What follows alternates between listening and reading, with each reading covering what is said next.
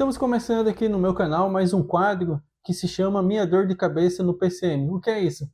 São dúvidas, são problemas, são dificuldades no dia a dia de pessoas que estão começando a trabalhar com PCM ou que já trabalham e que de alguma forma perguntam para mim, seja por se tratar de algum aluno meu, seja por preencher algum formulário de pesquisa meu ou outras formas.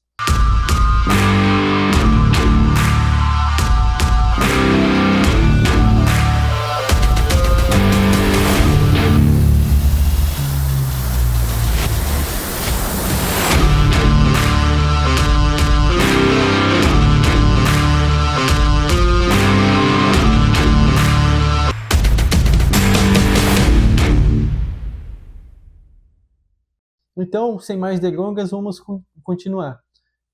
Só um detalhe, tem pessoas que nos formulários identificam o seu nome, então se a pessoa se identificar, eu vou trazer a pergunta que a pessoa fez e o nome. Só que tem pessoas que fazem a pergunta e não se identificam, então vai estar como não identificado. Então a primeira pergunta que temos é a organização de atividades por critério e prioridade. Aqui eu estou entendendo que são atividades coletivas no dia a dia, então o meu entender não foi bem específico a pergunta, mas o meu entender é que a pessoa está tendo dificuldade por definir as prioridades de manutenções. Então vamos dar por alguns passos. Primeiro de tudo que nós temos que ter na manutenção é a classificação ABC dos equipamentos. O que é a classificação ABC? Classificação ABC em A, os equipamentos, você lista, pega os equipamentos da sua empresa, todos os equipamentos, faz uma lista. Você classifica como A os equipamentos mais importantes para o seu processo produtivo. Que se falhar esse equipamento, vai ter sérias consequências financeiras, percas de produção, quem sabe riscos de vidas. Esse é o A. O C são aqueles equipamentos que se estragou no meio da produção, não faz muito sentido. Tem uma máquina já para substituir imediatamente, ou pode ser que quebrou agora, mas não usa tanto assim, pode ser consertado depois. Então você define bem isso, classificação A, os mais importantes, e os seus que não são tão importantes. Os classificação B são os intermediários, que vai quebrar o equipamento, no caso B, se quebrar o equipamento classe B, vai ter algum prejuízo para a produção, mas não é tanto quanto os equipamentos classe A, mas também não é assim igual os equipamentos da classe C. A primeira coisa que você faz isso. Então, a partir do momento que surge alguma demanda coletiva, digamos que surgiu 3 demandas coletivas, você tem apenas uma equipe só que danificou um equipamento que é classificado como classe A, um classe B e um classe C, por exemplo. Então você vai mandar essa única equipe que você tem para consertar o equipamento classe A. Após consertar o equipamento classe A, vai para o classe B e depois para o C. Digamos que, de outra forma, aconteceu 3 quebras ao mesmo tempo, você tem 2 equipes. Então você vai mandar uma equipe para consertar o equipamento classe A, uma para o equipamento classe B. E o C não é tão importante. E assim você vai imaginando, se tiver 5 paradas ao mesmo tempo, 2 equipamentos da classe A, um ou que seja, então você sempre vai mandar dessa definição, consertar os equipamentos classe A primeiro, classe B e classe C. Ah, mas se estragar 2 equipamentos classe A, como que eu faço? Você tem mais 2 formas de fazer. Você pode fazer a classificação 1, 2, 3, que seria a de impacto ambiental. Então você vê os equipamentos de classe A, digamos, estragou 4 equipamentos de classe A ao mesmo tempo. Você tem uma equipe. Você mandaria então o equipamento mais importante para a produção e que causa impactos ambientais. E assim vai indo. Ah, mas estragou os 4 equipamentos classe A, eles são, digamos, classe A tanto na prioridade da produção, digamos que nenhum deles causa impacto ambiental. Ah, qual que eu mando primeiro? Tem outra coisa, você pode utilizar a matriz GUT para também classificar melhor. Ou você pode fazer uma classificação sua desses 4 equipamentos A, quais que são mais importantes, qual que vai trazer mais prejuízo, qual que vai ter mais problemas financeiros e assim por diante. Em alguns casos vai ser lógica, por exemplo, uma subestação, um transformador numa subestação é considerado classe A se esse transformador é usado para alimentar o ambiente produtivo. Digamos que estragou algum equipamento classe A no ambiente de produção e deu algum problema nesse transformador. Qual que eu vou mandar primeiro? Logicamente para o transformador. Não adianta nada eu consertar outro equipamento se eu não consertei o transformador primeiro para fazer funcionar. Então você vai utilizando essas coisas lógicas também. Outra coisa também que ajuda, não sei se é o caso, é você definir as prioridades quanto ao atendimento. Por exemplo, atendimentos considerados muito alto, você tem que mandar uma equipe imediatamente. Atendimento alto, quem sabe 2 horas, média 4 horas, baixa um dia.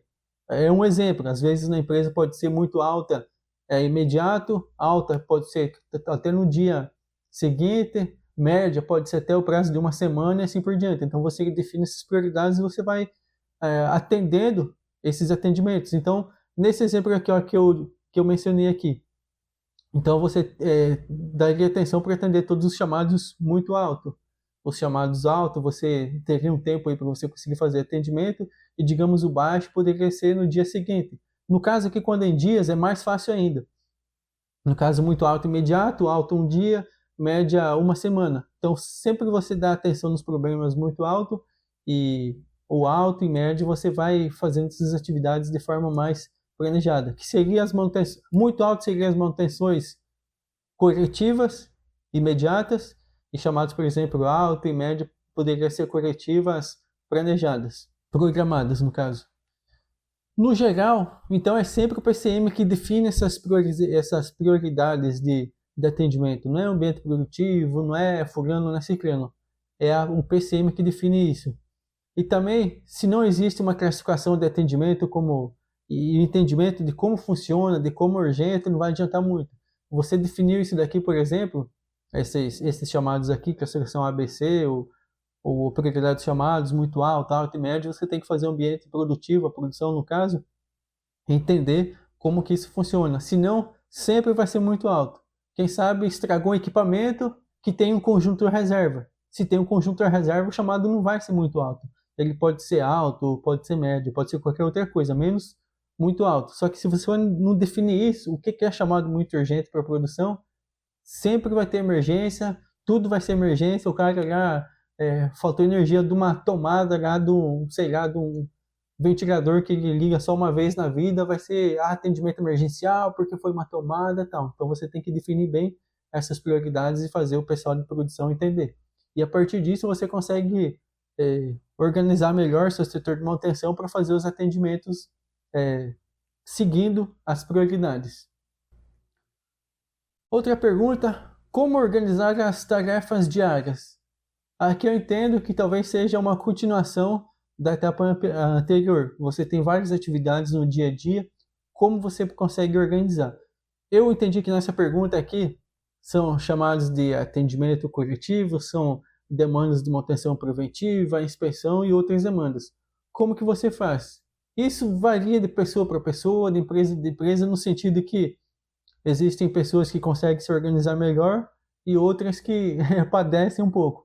Mas como dica, o que funciona para mim e o que eu faço? É você ter a definição das prioridades, ou seja, de todas as suas atividades que você tem.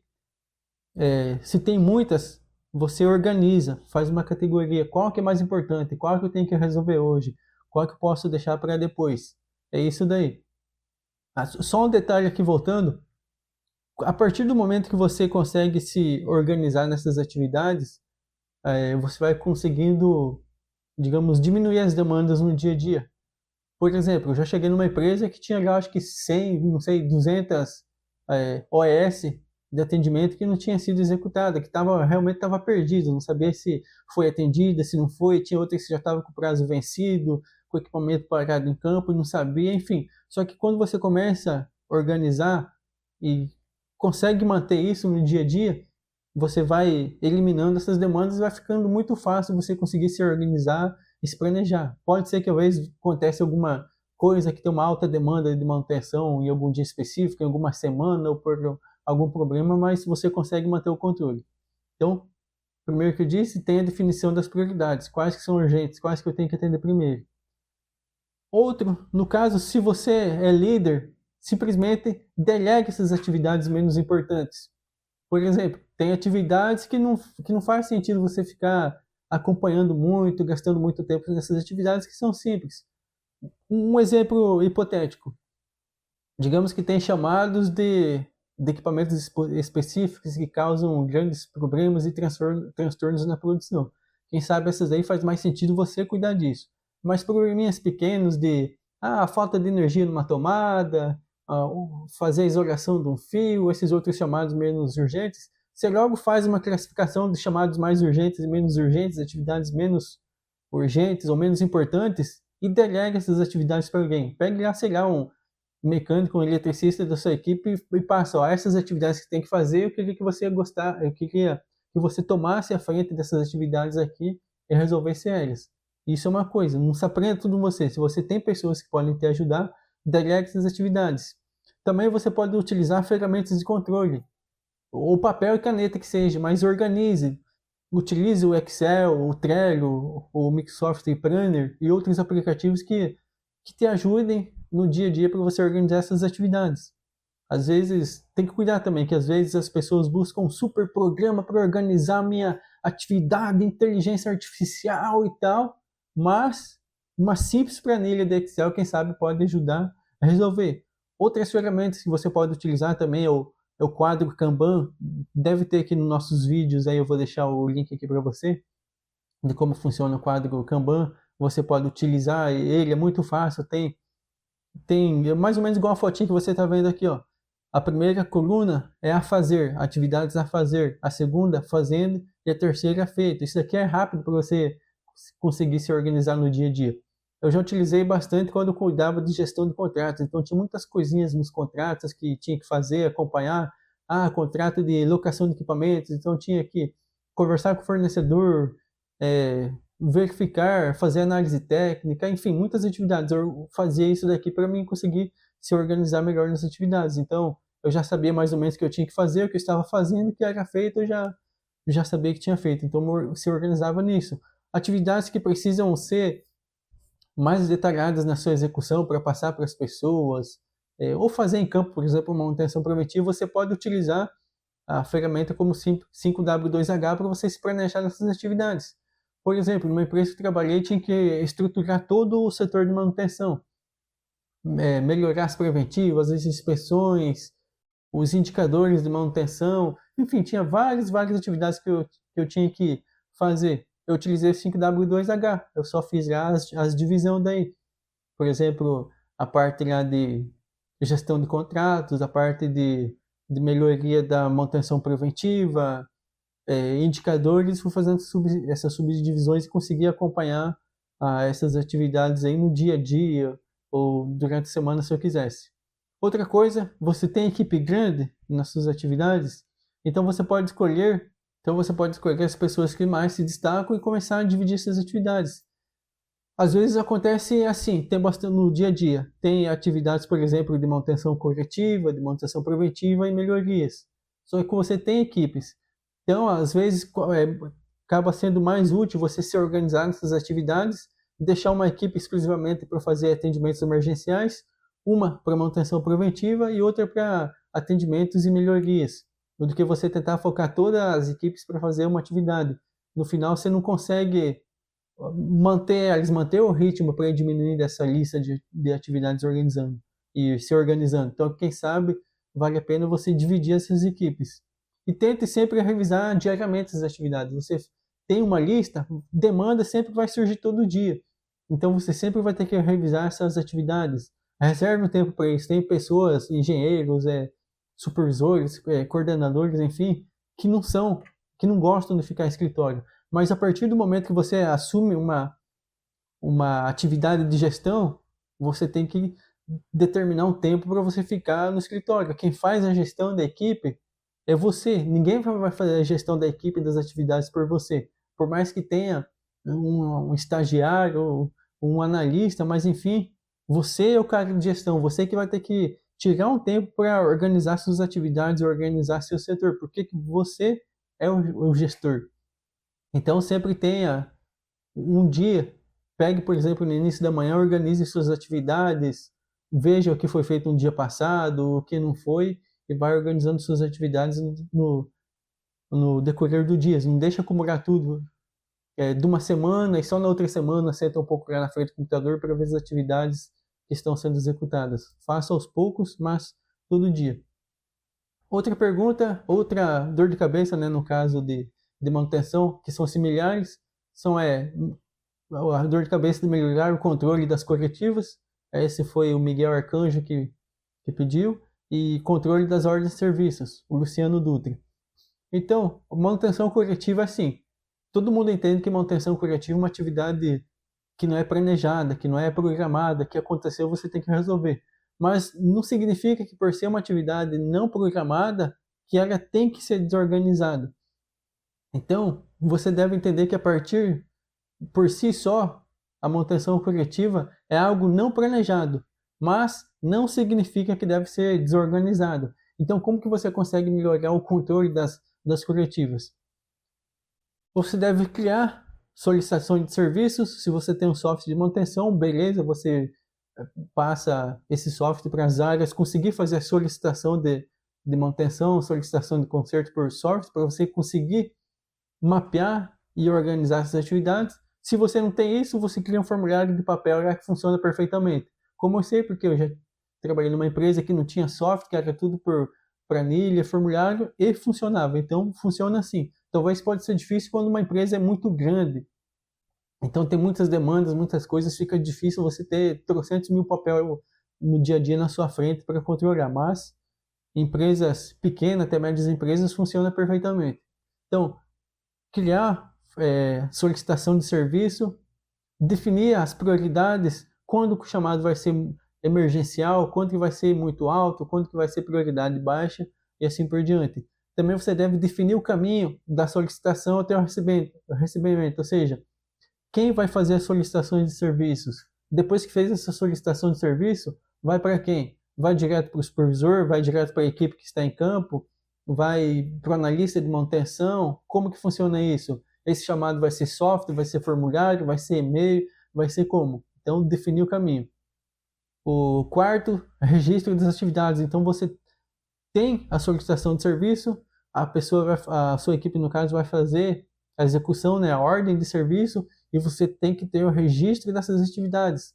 Por quê? Primeiramente, para saber se já foi atendido ou não. Segundo, porque a maioria dos indicadores de manutenção são criados a partir de registros de manutenções corretivas. As melhoras nas manutenções preventivas você faz a partir dos problemas de manutenção corretiva. Então, por isso você tem que definir isso e arquivar, ter esses serviços, essas execuções arquivados de alguma forma, para você depois analisar esses dados. Por fim, tratamento de causa raiz. Quando o problema é muito grande, você deve fazer tratamento de causa raiz, fazer a análise do 5 porquê lá, por exemplo. E quando que você deve fazer esse tratamento de causa raiz? Para todas as atividades? Não. Quem define isso é você. Algumas empresas, se teve mais de 3 atendimentos no mesmo mês, aí eu tenho que abrir uma análise de causa raiz. Se ficou parado mais de 4 horas os equipamentos, eu tenho que abrir um tratamento de causa raiz para analisar. Quando teve perdas financeiras. Quando o nosso indicador caiu. Enfim, isso é a empresa e você que define. Mas nos casos mais graves, faça o tratamento da causa raiz para você entender que normalmente, às vezes, o problema que estamos vendo não é realmente o que causou o dano no equipamento, pode ser outra coisa. O equipamento parou porque o rolamento quebrou. Porque o rolamento quebrou. Quem sabe pode ser alguma falha na produção, pode ser que a peça não era de boa qualidade, enfim. Então, isso é a importância do tratamento de causa raiz. Controle de ordens de serviços programadas, retorno, João de Deus. Aqui eu tô entendendo que o controle das ordens de serviços programadas, que a equipe não está dando retorno, se foi feito, se não foi, o que está acontecendo. Aqui, se é isso mesmo, não deu de entender bem essa dor de cabeça aqui do João de Deus, mas eu entendi isso, que tem o controle, está executando as ordens de serviços programados, mas as pessoas não estão dando retorno. A equipe, no caso. Então, primeiramente, você treinar a equipe, mostrar para a equipe a importância do retorno desses atendimentos. Por que é tão importante? Por exemplo, eu já tive situações que a equipe não reportava os atendimentos emergenciais se foram feitos ou não. Então, na verdade, ninguém sabia, sem ser os técnicos e as pessoas envolvidas lá da produção, se o serviço foi executado ou não, e todo mundo queria saber, o supervisor, o coordenador, o gerente, o diretor da empresa, dependendo do caso, queriam saber. E eu tive que mostrar para eles a importância deles é, responder o chamado, se foi feito ou não, e qual o problema. Em alguns casos, por exemplo, de mau repórter das equipes, eu peguei o atendimento que a equipe foi, peguei o reporte que a equipe deu, né, a observação que ele executou das atividades, e de para ele. Me explica isso, o que você fez nessa atividade aqui. Ah, eu não lembro porque já foi 1 mês atrás, 2 meses atrás, não sei o quê, não lembro. Eu falei, e por que você não lembra? Ah, porque passou muito tempo, né? Então, eu falei, e por que você não põe detalhadamente aqui na observação o que você executou nessa atividade? Se você que fez o atendimento e já passou uma semana, 1 mês, você não lembra direito, imagina a pessoa que não foi nesse atendimento, que não participou, como que ele vai saber?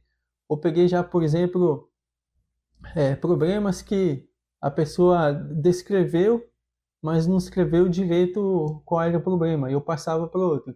Me explica o que essa equipe fez nesse atendimento. Ah, não dá de saber, a equipe não põe nada aqui, só disse que o problema foi resolvido, mas não disse o que foi feito. Eu disse, ó, mesma situação. Como que outra pessoa que não fez o atendimento vai entender o que você fez nesse equipamento? E se acontecer um problema similar?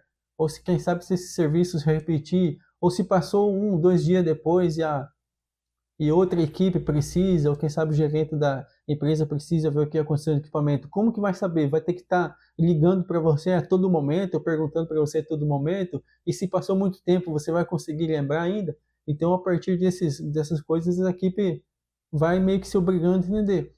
Outras coisas também que aconteceu devido a não preenchimento de algum papel, de alguma ordem de serviço, alguma coisa. Sempre o setor de PCM que ficava se lascando, né, para correr atrás, ver qual a equipe que atendeu o chamado, o que fez, qual o dia que atendeu, que a equipe se esquecia de preencher.